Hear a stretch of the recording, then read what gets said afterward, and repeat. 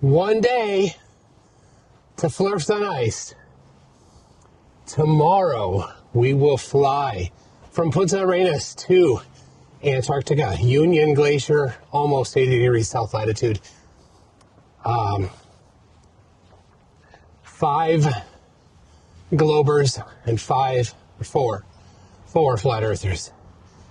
We worked on the tracking. We have the GPS tracking devices. They were not quite working right. I think we got them fixed, but there was a couple glitches. So we'll talk with the person that runs the thing. So anyway, I know some people are asking about that. So wow, so many things happened today. I will be doing a live stream shortly, but this video will come out after that live stream. So I will cover here, maybe just briefly, some of the things that we did today, some of the things that happened today while I'm walking here in this very cool town. So here, there's this avenue with the big boulevard down the middle. It goes on and on for a long time. I don't know how well you can see that, but it's really cool. There's a lot of cool things up and down the middle of this boulevard. So, what did we do? We did a bunch of experiments. A bunch. It was sunny for a good while. So, one important experiment is the angular size of the sun. Measured that. Another experiment that's important is the magnetic field of the Earth. Did the magnetic field strength.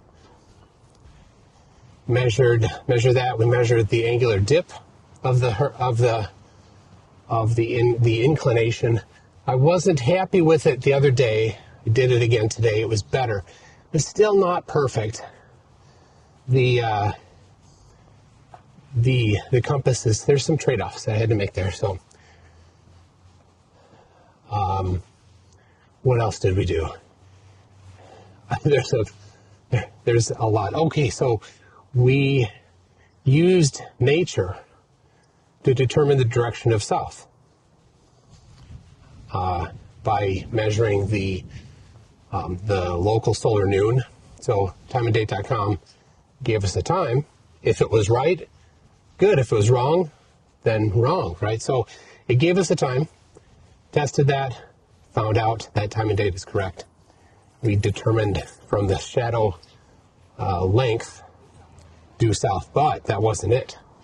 We used a GPS not the shadow length, the shadow directions. We set up a stick, and then it was a tripod leg, and then the line it cast at noon, local solar noon, is due south. So that was great confirmation. So then we used GPS, critical thinking. I did this together. He has a very precise GPS dedicated receiver. He stood on a spot on the platform, right on the waterfront, and then he walked out toward the beach, and he kept the latitude the same, to the decimal, to the thousands. Sorry, not the latitude, the longitude. And so if he goes and stays on the same longitude, then we know that he's moved either straight north or straight south. So GPS agreed with that. So I drew a line. That was actually the first one we did.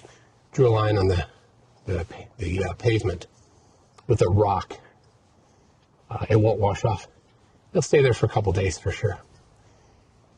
So that was number 2. We got the shadow, we got the GPS, and then third, we looked at magnetic declination. It's 12 degrees east here in Punta Arenas, and I got out 3 compasses. All 3 pointed the same direction. Twisted it, turned it to 12 degrees, and it was on the same line. So we had 3 different things that confirmed the same data. Now, if we can do star trails. That could be a fourth also. So when you have the technology, the calculations that are in line with nature, where we did no calculation, we just looked when the shadow was the shortest, and we literally, low tech, scratched with a rock on pavement. They agree. What does that tell us? It tells us that the computations are correct. You can't reject them. They're right. Okay, we did some more. That's fine. We'll move on. We got our orientation from ALE today and had a pretty cool couple videos and stuff. They said we can't film, or would have. But yeah, it was pretty good information. Like tomorrow we bring our check bags to them at 1 o'clock. Actually, they come pick them up at 1. And then we need to head to the office in case there's any issues. So I'm stopping because I got to the edge of where I want to be. There's a busy road here. So that's tomorrow, 1 o'clock. And then after that, we will go to the ALE office, which is like 6 blocks away. And then have check out stuff there. It's kind of intense, I have to say, because we get on the plane here where it's warm, sort of, 50 degrees, but we'll be inside on the 14th. We'll be inside the terminal for who knows how long before the plane takes off. And then we get on the plane's heated, and then half an hour before we land, they turn off the heat in the plane. They say, get ready.